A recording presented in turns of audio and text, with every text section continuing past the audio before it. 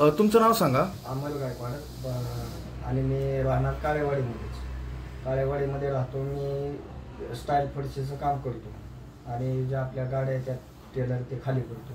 तर वजाचं काम असल्याबद्दल मी कधी कधी दारूचं थोडंसं सवय लागलेली, कारण त्याच्यामध्ये पेणारे खाणारे असल्यामुळं हे नादाने चुकी झालेली. आणि मला असं वाटतं की आता इथून कुठंतरी मी सुधारलं पाहिजे. हो. त्या जड कामामुळे ह्या कामामुळे माझं येण्याचं बिघडती तर आहे. त्या कामाच्या कारणीभूत मला ह्या जड कामामुळंच मला व्यसनाची सवय लागली. त्या सवयीमुळं मी आत्तापर्यंत जेवढं काही समजा नुकसान केलं असेल किंवा माझ्या घरच्यांना काही अनेक दुखवलं असेल, तर माझ्या दारू आणि माझ्या व्यसन माझ्याकडून चुका झाली आणि तुम्हाला इथं भरती केलं होतं. ओके. मला मग माझ्या आई वडिलांनी इथं भरती. ठीक. तर मग मला एक विचारतो मी तुम्हाला, या ठिकाणी तुम्हाला ज्यावेळेस भरती केलं त्यावेळेस तुम्हाला इथं कशा प्रकारचे तुमचे उपचार केले होते, काय सांगाल याविषयी? मला एकच सांगावं लागलं.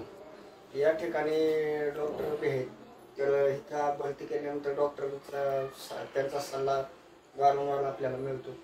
वारंवार सल्ला मिळत असताना त्यांचं लक्ष राहतं पेशंटवरती, की पेशंट कुठल्या मोमेंट आहेत, काय आहेत, कसे आहेत, दवा गोळ्या वेळी राहतात. आणि जेवणाचा जर विषय का असेल तर जेवणाला अतिशय उत्तम आहे. 2 टाईम चहा मिळतो, 3 टाईम जेवण मिळतं. त्याच्याबद्दल काय कुठली हे नाही आणि सर्व गोष्टी अगदी व्यवस्थित आहेत. जसं की आपल्या घरी आपण जेवण करतो या पद्धतीनं म्हणजे सगळं तुम्हाला वेळोवेळी सगळं जातं. ठीक आहे. ओके. अनेक जण असे आहेत की सर्व गोष्टींवर लक्ष देतात की पेशंट कसा आहे कसा नाही, म्हणजे गती कुठली आहे, कुठले म्हणजे तो कधी विचारामध्ये असेल किंवा कुठल्या टेन्शनमध्ये असेल तर त्याच्या वारंवार त्याच्यावर लक्ष दिलं जातं. हो. तर त्यानंतर इथल्या स्टाफबद्दल काय सांगाल? स्टाफ इथं एकदम सगळेच चांगले आहेत आणि एकदम घरच्यासारखे मला तर वाटले सगळेच जण. ओके. पुढे माझ्या भावासारखं होता. ओके. तर ठीक आहे. तर इथं तुमचं डेली रुटीन कशा प्रकारचं असायचं? डेली रुटीन म्हणजे तुम्ही सकाळी उठल्यापासून संध्याकाळीपर्यंत काय काय मुवमेंट म्हणजे ॲक्टिव्हिटी असायच्या तुमच्या किंवा काय काय करायचं?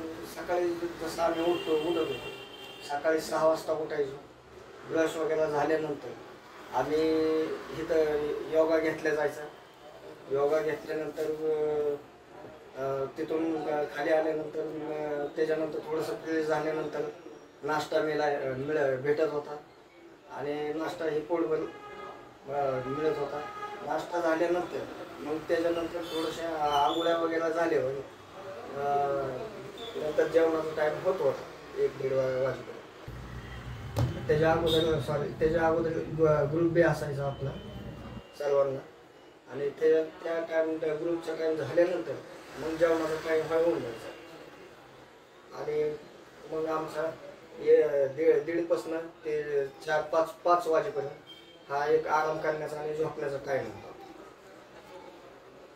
चहा आमचा 5 वाजता यायचा. चहा प्यायल्यानंतर 5 वाजता मग थोड्या वेळाने परत ग्रुप घेतला जायचा आणि त्याच्यामध्ये आम्हाला सर्व काही गोष्टी शिकवल्या जायच्या. सर्व म्हणजे अनेक दारूबद्दल म्हणा, आपल्या वारंवार तक्रारीबद्दल म्हणा, घरातल्या सगळ्या गोष्टी, कॅरम आणि ग्रुप झाल्यानंतरची विषय जेव्हा आम्हाला वाढलं ज्या टायमी खाली आणत होतो त्या टायमी मग आम्ही TV बघत बसायचो. TV कॅरम खेळायचो. सर्व गोष्टी अगदी व्यवस्थित होत्या. आम्ही बोलत बसायचो. 7-8 वाजता त्याच्यानंतर मग जेवणाचा टाईम व्हायचा. जेवण करायचं आणि अगदी म्हटलं एकदम घरच्यासारखं दिवस गेले.